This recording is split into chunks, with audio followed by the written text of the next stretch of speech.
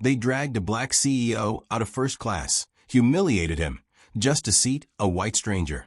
"Sir, you don't belong here," they sneered, blinded by racism, deaf to respect. But what they didn't know, this man wasn't just a passenger. He was the CEO holding their $120 million lifeline. And with one call, he froze their flights, their future, their arrogance, turning humiliation into history. But dear audience, what do you think? Was this treatment justifiable or pure racism? Drop your thoughts in the comments below, because voices like yours decide if stories like this ever repeat again. Marcus Daniels adjusted his silk Armani tie, boarding pass firm in his hand, as he stepped into SkyWest Airlines' first-class cabin. The quiet hum of luxury surrounded him, soft leather seats, champagne glasses clinking. But the peace shattered the moment flight attendant Heather Stevens appeared. Her voice cut through the cabin like a blade. "Sir, we need this seat for another passenger." Silence fell. Every head in first class turned. Marcus, CEO of Pinnacle Investments, a man who had just wired the first $25 million of a $120 million deal with this very airline, looked up calmly. His phone buzzed in his pocket. A notification flashed. $25 million payment cleared. With a swipe, Marcus's finger hovered over the words, "Transaction reversed." This wasn't just about a seat. This was about respect. At 42, Marcus embodied the impossible. From Chicago's South Side housing projects to Harvard Business School, he had fought his way into the narrow ranks of America's black CEOs.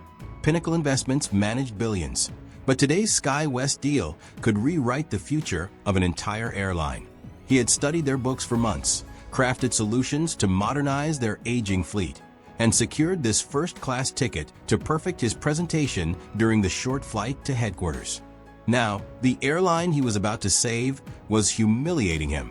Heather leaned closer, forcing a professional smile that didn't touch her eyes. "And your name is?" "Marcus Daniels," he replied smoothly, handing her his boarding pass.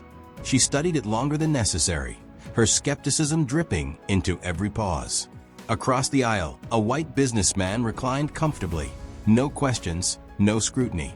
"And you're certain this is your seat?" she asked, almost as if daring him. Marcus pulled out his phone, displaying his digital confirmation. "I am." Heather's lips tightened. "Very well, sir."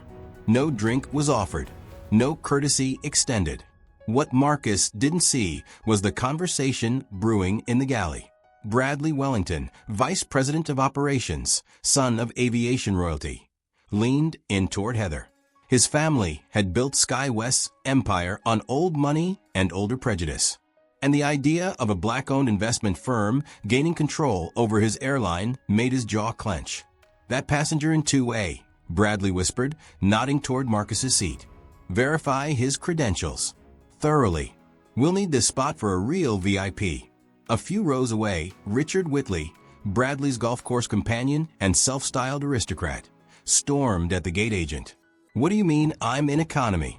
I always fly first class." His voice carried entitlement sharp enough to cut steel. Bradley smirked, texting Richard, "On my way. Don't worry, I'll handle it." Minutes later, Heather returned to Marcus's row. "Excuse me, sir. There's a problem with your seat assignment."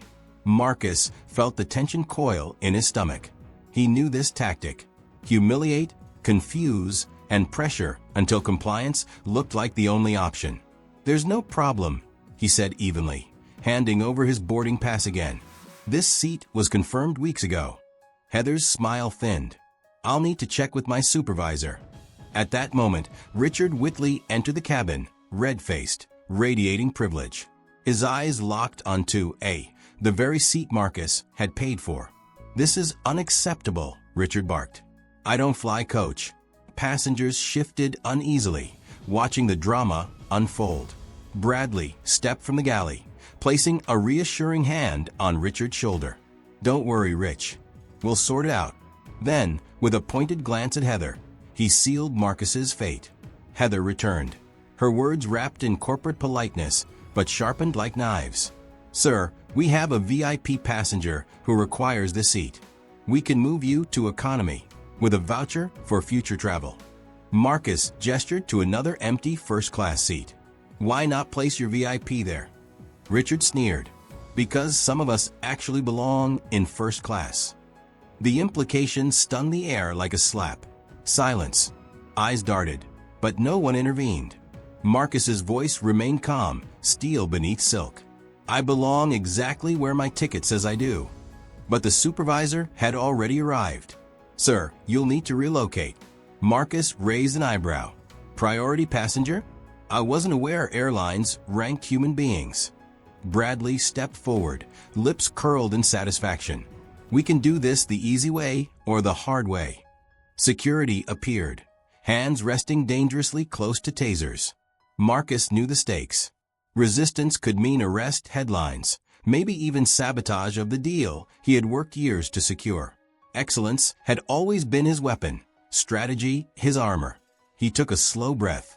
I'll relocate, under protest, and I'll need your names. Richard smirked as he slid into the seat Marcus had paid for. Be grateful we're still letting you fly. Phones came out. Passengers recorded every second. With quiet dignity, Marcus rose, briefcase in hand. As he passed Bradley, their eyes locked. Beneath Bradley's smug triumph, Marcus saw something else. Fear. Fear of losing control. Fear of a world where men like Marcus didn't just sit in first class, they owned the entire airline. Dear audience, what do you think? Was Marcus treated fairly, or was this blatant discrimination? Drop your thoughts in the comments. I'll be reading them. This was no random inconvenience. Bradley Wellington wasn't just flexing authority. He was sending Marcus a warning. Marcus inhaled slowly, steadying himself, hearing his late mother's voice in memory. When they go low, you document everything. He slid his phone from his jacket pocket and, without attracting attention, tapped record.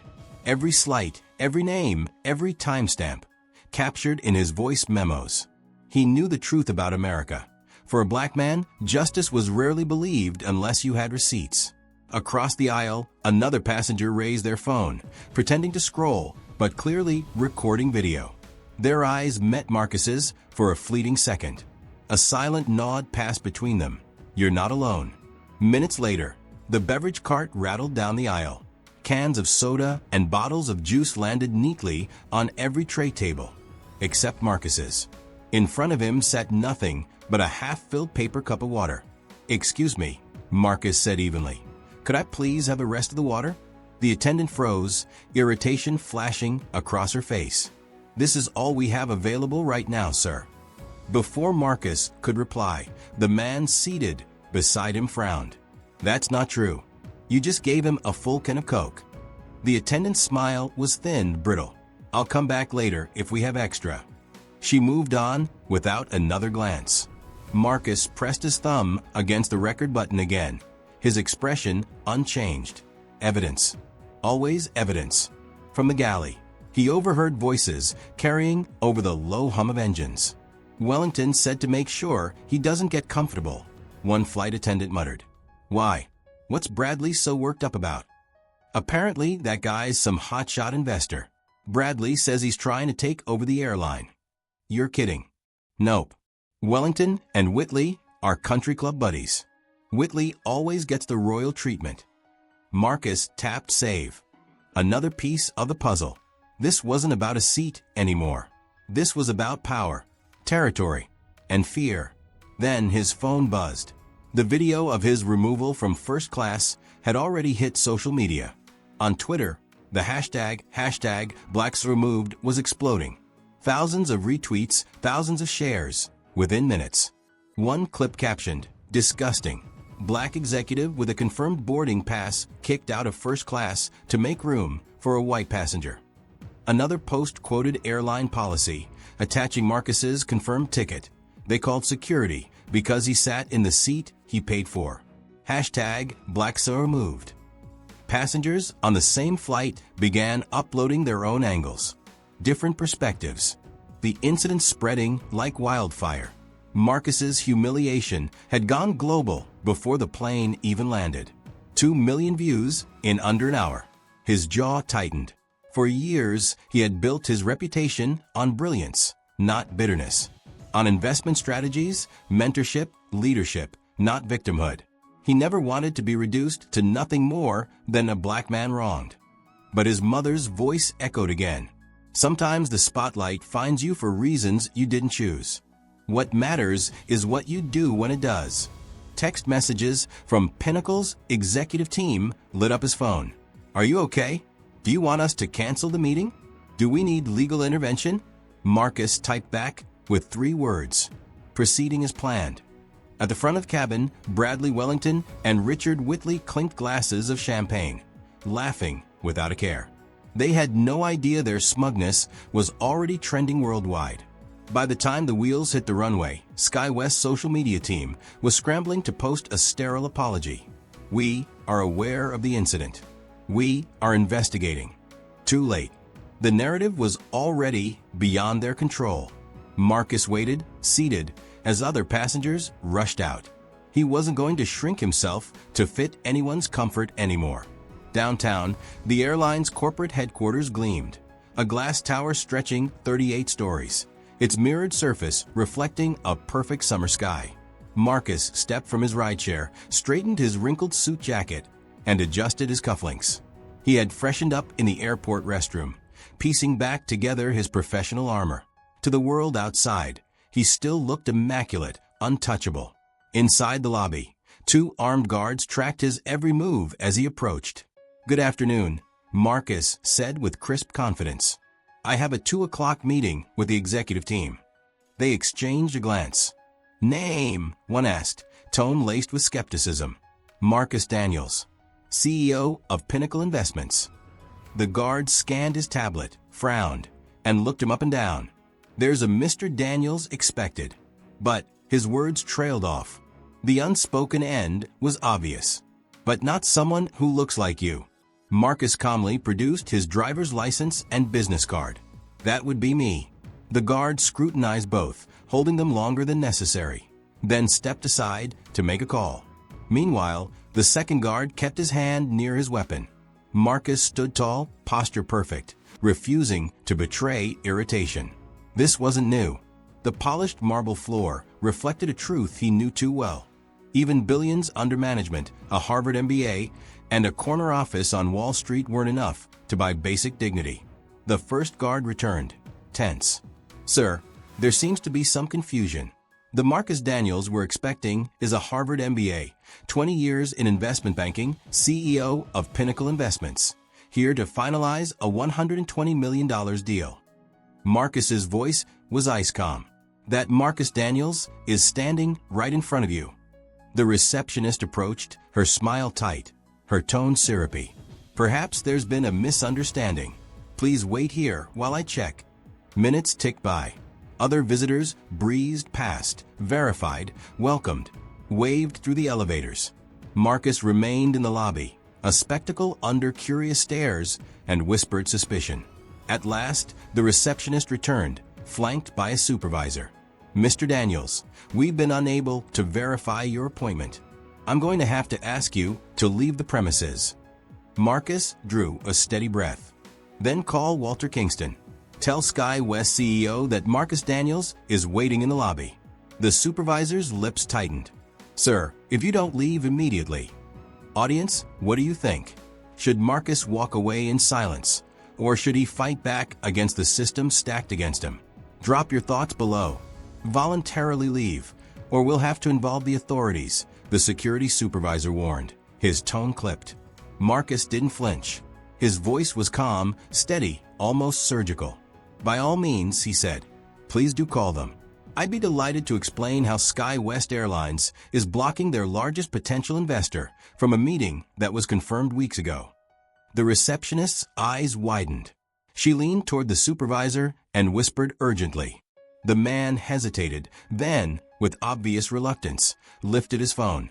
Moments later, the elevator chimed open. Out stepped Walter Kingston, the silver-haired CEO of SkyWest, flanked by 2 board members. His expression shifted from confusion to recognition, to a horrified realization. In an instant, he connected the dots. The viral scandal his PR team had likely just briefed him on, and the man standing right in his lobby. "Mr. Daniels." Kingston hurried forward, hand outstretched. Please accept my deepest apologies for this misunderstanding. We've been expecting you. From the same elevator, Bradley Wellington appeared. His face drained of color the moment he saw Marcus. Quickly, he forced a smile that didn't reach his eyes. Marcus Daniels, Bradley said with false cheer. What an unexpected situation. We heard of some disturbance on your flight, but I never imagined.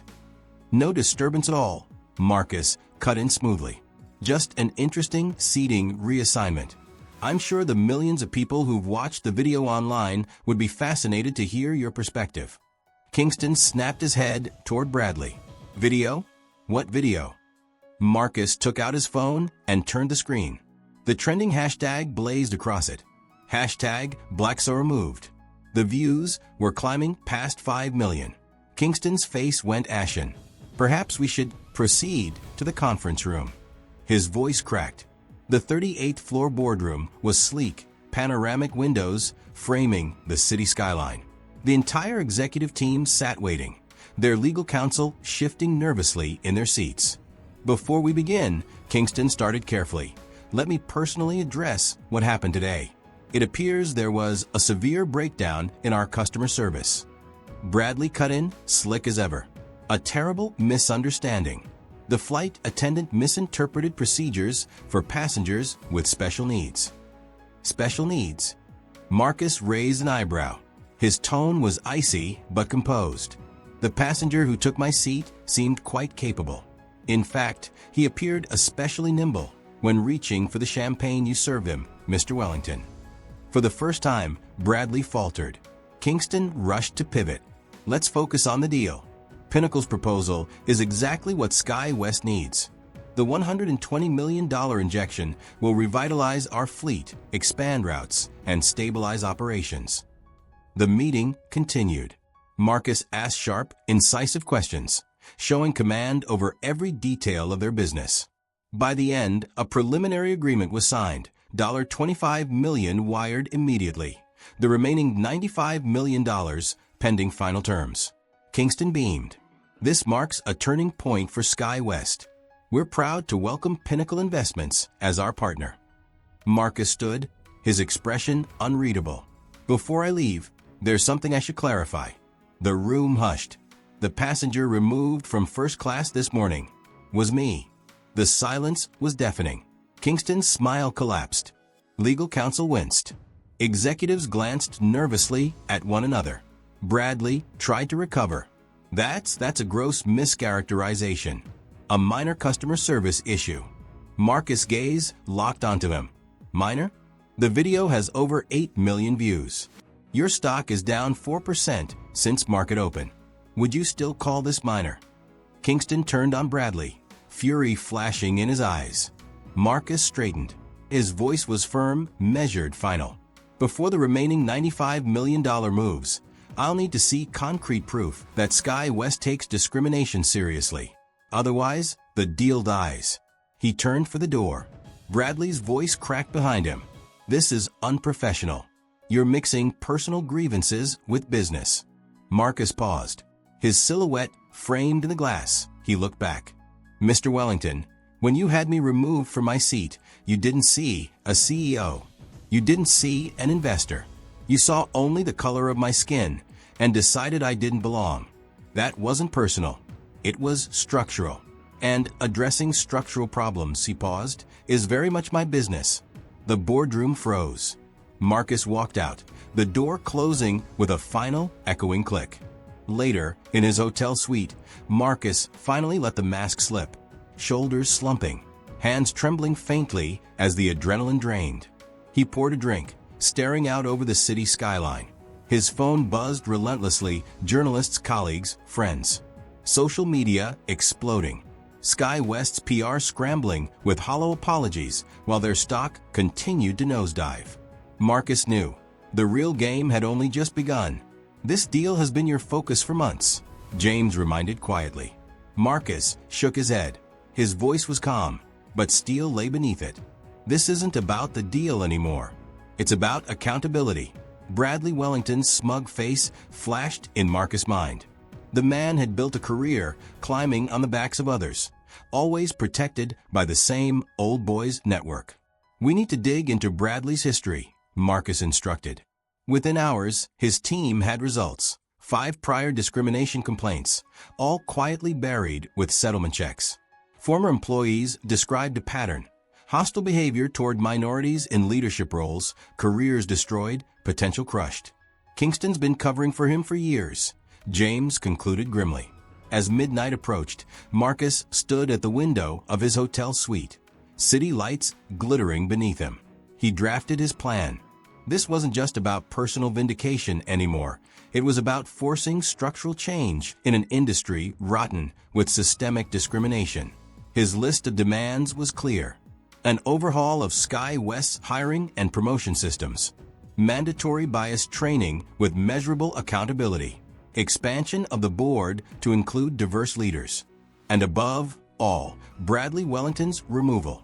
The final move, Marcus called his bank. Freeze the $25 million transfer to Sky West. Mark it as a suspected fraudulent transaction. Minutes later, his phone buzzed. Walter Kingston's voice was taut. "Marcus, there seems to be an issue with the payment." "Yes," Marcus replied evenly. "The issue is that your VP humiliated me publicly, endangered me by involving armed security, and sabotaged my luggage while I was en route to deliver $120 million to your company." Kingston's tone shifted. "Marcus, I understand you're upset." "I'm not upset, Walter," Marcus said, his eyes on the city skyline. "I'm calculating the cost of institutional racism, both for its victims and for those who perpetuate it." The line fell silent. Then Kingston exhaled, voice subdued. "What do you want?" "Justice and accountability. My team will send terms tomorrow." By morning, Marcus' move sent shockwaves.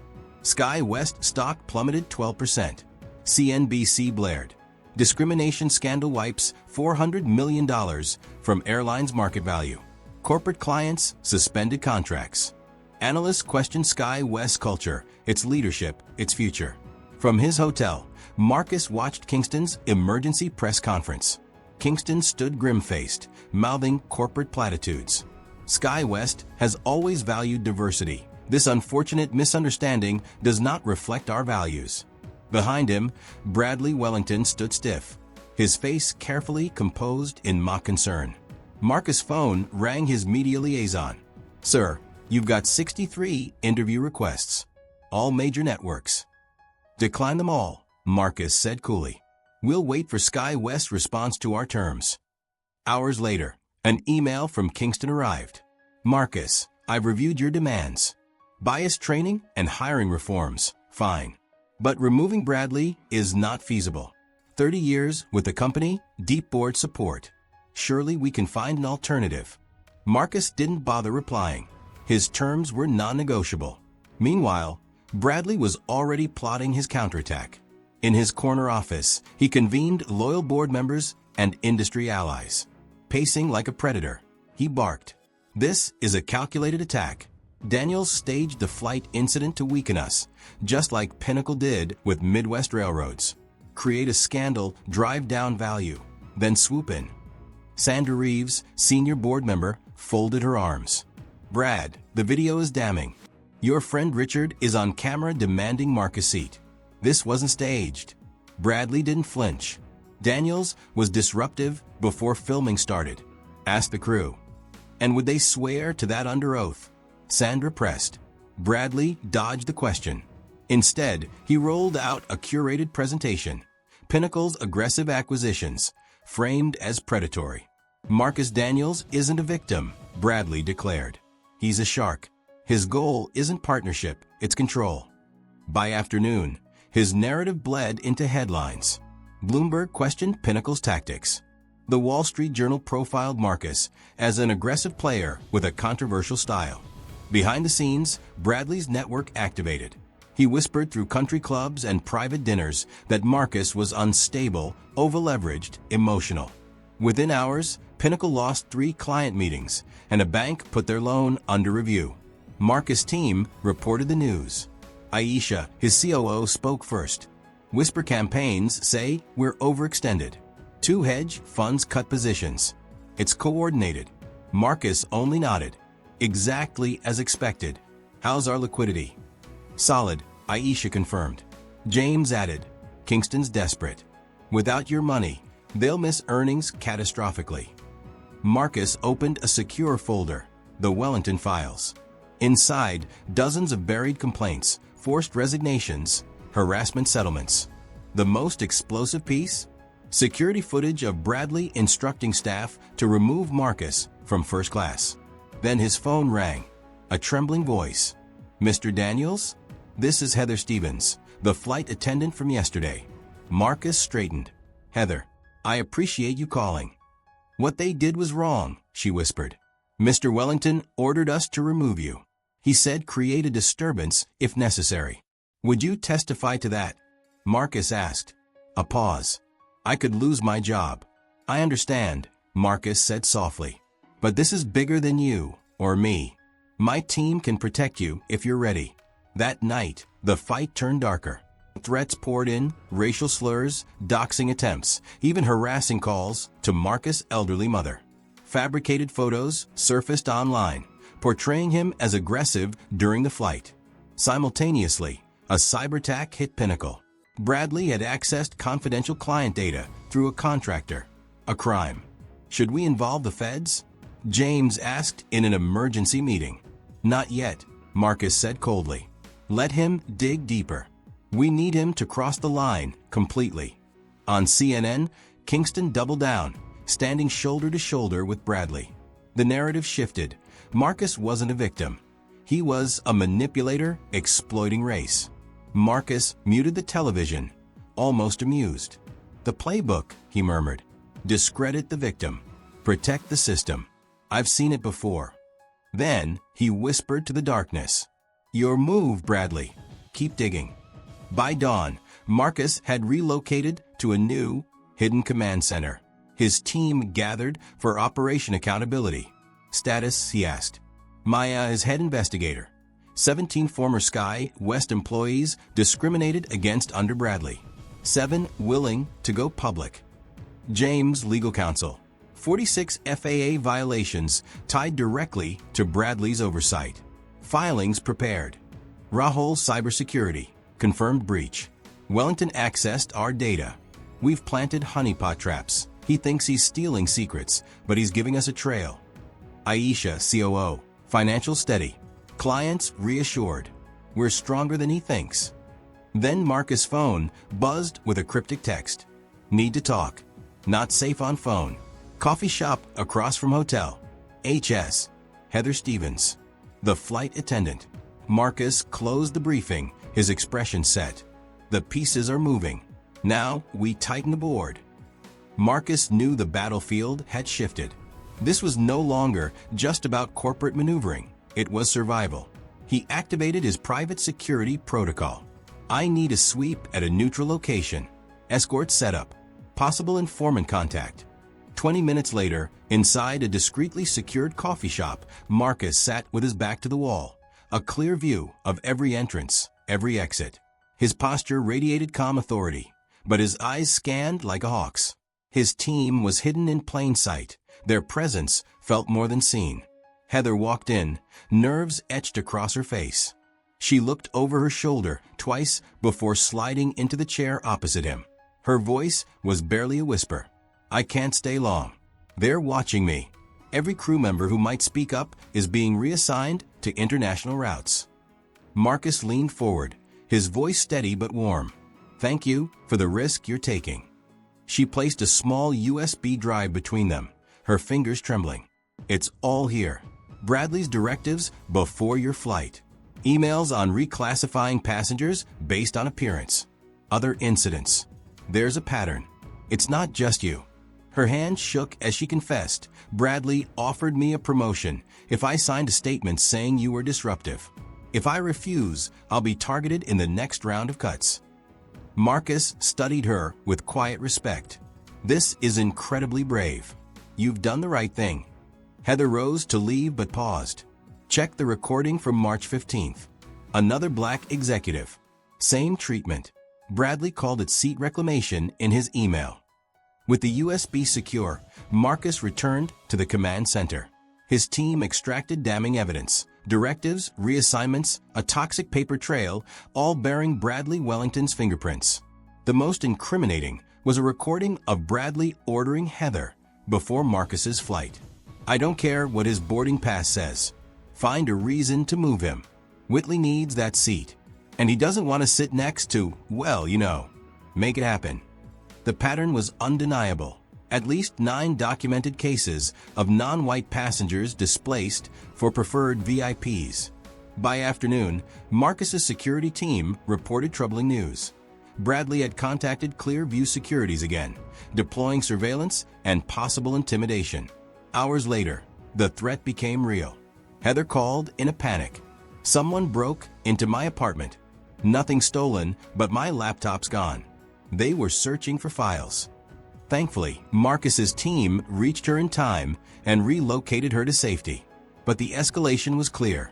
Bradley wasn't just trying to silence dissent. He was weaponizing fear. That same night, Marcus's lead investigator, Derek Washington, barely survived when an SUV rammed him off the road. Bloodied but alive, Derek lay in a hospital bed, his voice firm. "This wasn't random.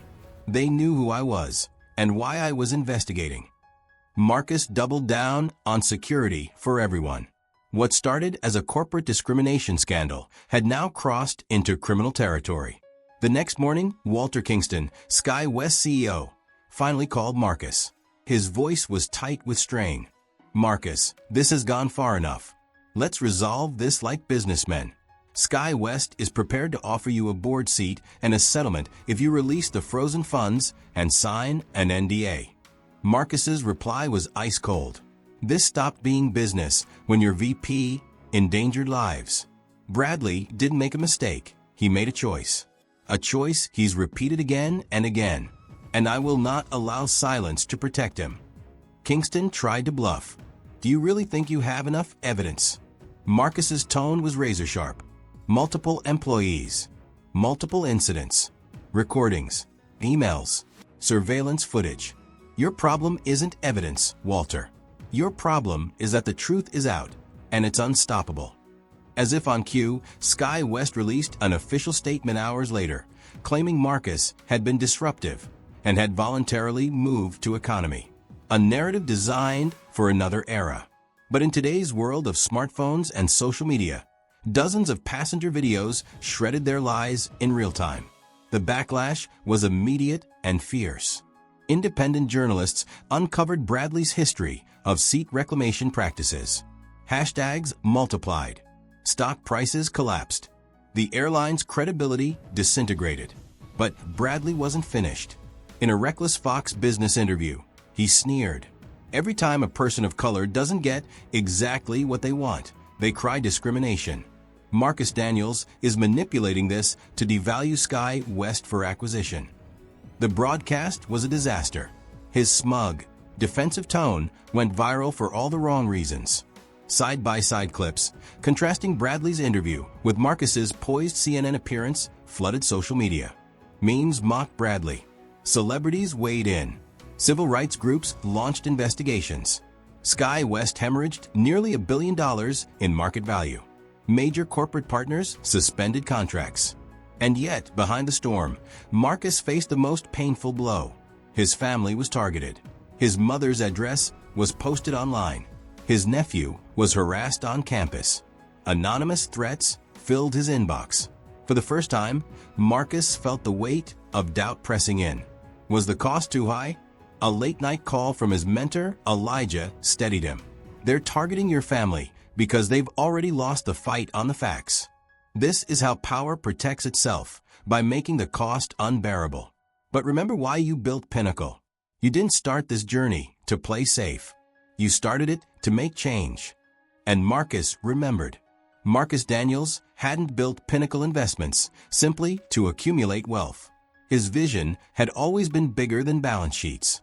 For him, every investment was a declaration, a way to transform the very spaces where men like him had been historically excluded.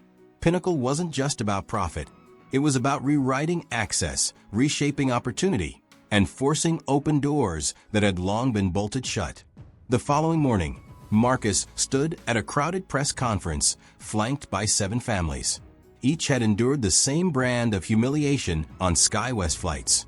Together, their testimonies painted a devastating portrait of systemic bias, one too detailed, too painful, and too consistent to dismiss as coincidence. The narrative that SkyWest CEO Bradley Wellington had worked so hard to frame, that this was just one man's personal vendetta, crumbled instantly. Now, it wasn't Marcus against a billion-dollar airline. It was dozens of voices echoing the same truth. Discrimination at SkyWest wasn't an anomaly. It was a pattern. By that evening, the tremors were felt inside SkyWest's boardroom. Several directors quietly reached out to Marcus, requesting private meetings that would exclude both Kingston and Bradley. The shift was unmistakable. Power was beginning to move. Have you ever seen a corporation try to bury its mistakes instead of owning them? Marcus asked the press corps directly, his voice calm but charged. Comment 1: if you believe companies must be held accountable for discrimination. Like this if you believe financial power can be used for real social change. And subscribe if you want to see how SkyWest's board responds to mounting public pressure. The battle was far from over. If anything, it was about to peak. The courthouse loomed the next morning, its neoclassical columns rising like stone sentinels that had witnessed generations of struggles for justice. Today, they would witness another. On the docket, SkyWest Airlines versus Pinnacle Investments. The focus, a high-stakes emergency hearing to decide whether Marcus's reversal of the $25 million transfer had been legal or not. Inside, the air was charged with tension. Marcus sat beside his attorneys, his jaw tight but his demeanor steady, while SkyWest's legal army shuffled papers across the aisle. Bradley leaned forward from the gallery, whispering last-minute instructions to his lawyers, while Kingston sat pale and haggard behind him. The gavel struck. Judge Raymond Harrington, a Reagan appointee with 3 decades of judicial experience, entered the courtroom. His reputation preceded him, unyielding adherence to contract law, a man who rarely entertained nuance. To Marcus's team, that reputation had been an early concern. Court is now in session, the bailiff announced. The Honorable Judge Raymond Harrington presiding. Elizabeth Morgan, SkyWest's lead counsel, rose first. Your Honor, this case is simple. Pinnacle Investments entered into a binding agreement with SkyWest Airlines. $25 million were transferred in good faith. Mr. Daniels then reversed the payment, not for any legitimate contractual reason, but out of spite, because of a minor customer service incident. Judge Harrington peered over his glasses. And your legal basis for freezing the funds? James Chin, Marcus's attorney, stood. Force majeure, Your Honor. The contract contains standard provisions allowing suspension under extraordinary circumstances. Mr. Daniels was forcibly removed from his rightful seat, based explicitly on racial discrimination orchestrated by Mr. Wellington. That action fundamentally altered the relationship between the parties. Morgan smirked, her voice dripping with condescension. Hardly force majeure. Mr. Daniels was politely accommodated following standard airline protocols. What he's doing now is exploiting an ordinary inconvenience for contractual advantage. The judge frowned. Ms. Morgan, I've seen the same videos the public has seen. That was no ordinary incident. Still, the question before this court is not public perception, but whether such an incident constitutes grounds for withholding funds. And so began 2 grueling hours of arguments. SkyWest's attorneys paraded a series of flight attendants who swore Marcus had been uncooperative. They brought forward passenger statements, most from people who hadn't even seen the initial altercation, only the aftermath. Then Bradley took the stand, every inch the polished executive. He spoke with rehearsed calm. Mr. Daniels has weaponized this incident for leverage. Our crew made a routine seating adjustment based solely on operational needs. Mr. Daniels escalated matters and forced security's involvement. James rose for cross-examination and, piece by piece, dismantled Bradley's story. The inconsistencies were glaring. contradictions between Bradley's testimony and the video evidence. Yet Marcus couldn't shake a gnawing feeling. As Judge Harrington questioned witnesses, his tone leaned almost sympathetic toward Sky West. Subtle exchanges, a glance here, a nod there, hinted at something more. During recess, Marcus leaned toward James. "The judge knows Bradley." James gave the slightest nod. Research team confirmed. Same country club. And Harrington's son interned at Sky West, under Bradley. Marcus's jaw tightened. "Should we push for recusal?" "Too late," James replied. "That would only antagonize him. Best play is to build an appeal-proof record." When court resumed, Sky West introduced a bombshell. A supposedly damning email chain suggesting Marcus had planned to withhold the $25 million before the flight incident. Objection. James shot up. "These emails are fabricated." "A serious accusation, counselor," Harrington said sternly. "Do you have proof?" "We can present metadata showing they were created yesterday." "Submit your technical evidence later." Harrington waved him off. "For now, these documents are admitted." Marcus felt his stomach churn. The bias was no longer subtle, it was flagrant. By late afternoon, the judge struck another blow. Heather Stevens, the insider witness who could directly implicate Bradley, was barred from testifying. Sky West argued her employment contract forced her into arbitration. Harrington agreed. Without Heather's testimony, Marcus's case teetered. James fought valiantly, but Harrington cut him down at every turn, siding with Sky West again and again. As the gavel finally fell, Harrington delivered his announcement. "Ruling will be issued tomorrow at 9 a.m. based on today's proceedings. I am inclined to order the release of funds immediately." Across the courtroom, Bradley caught Marcus's eye. His lips curled into a silent sneer, nothing personal. But his glinting eyes told a different story. It was deeply personal. Outside, reporters swarmed. Kingston spoke briefly about trusting the legal process. Bradley followed with a smirk. Truth prevails over social media manipulation. Sky West looks forward to putting this manufactured controversy behind us. Back in the war room at a nearby hotel, Marcus and his team dissected the day. "If Harrington rules against us, what's the damage?" Marcus asked. James exhaled heavily. "Beyond the $25 million? Potential damages, legal fees, reputational harm. Worst of all, this sets a precedent. Discrimination cases across the industry could collapse under the weight of this ruling." Marcus paced. "If the system is rigged, we change the battlefield. Aisha, prepare for maximum transparency. If Harrington rules against us, we release everything, videos, testimonies." Bradley Wellington's empire began to crumble the moment headlines broke. Financial outlets exposed his offshore accounts, his shadow deals, his hidden conflicts of interest. Suddenly, his position was no longer defensible. The board of Sky West gathered behind closed doors, hours of tense deliberation hanging in the air, until Walter Kingston finally announced, "We vote tonight on Bradley's termination. For cause." Cornered, Bradley tried one last desperate move. He pulled out his phone, flashing emails and texts across the table. His voice shook with venom. "If I go down, Kingston goes with me. He knew everything. He ordered me to keep Daniels out of first class. That day wasn't a mistake. It was a directive." The room exploded. Accusations flew, voices clashed, and Kingston's face flushed with panic. Bradley kept producing receipts, communications that painted a damning picture of complicity at the very top. Then, federal agents entered, warrants in hand. Bradley, tipped off by a sympathetic assistant, tried to wipe incriminating files from his devices before they could be seized. But cameras caught everything. His frantic attempt at erasing evidence became the nail in his coffin. Obstruction of justice. By nightfall, his fate was sealed. Bradley Wellington, terminated effective immediately. Sky West rushed to issue a statement, disowning him, pledging full cooperation with investigators. But Marcus Daniels wasn't fooled. "They're not fixing the system," Marcus told his legal team.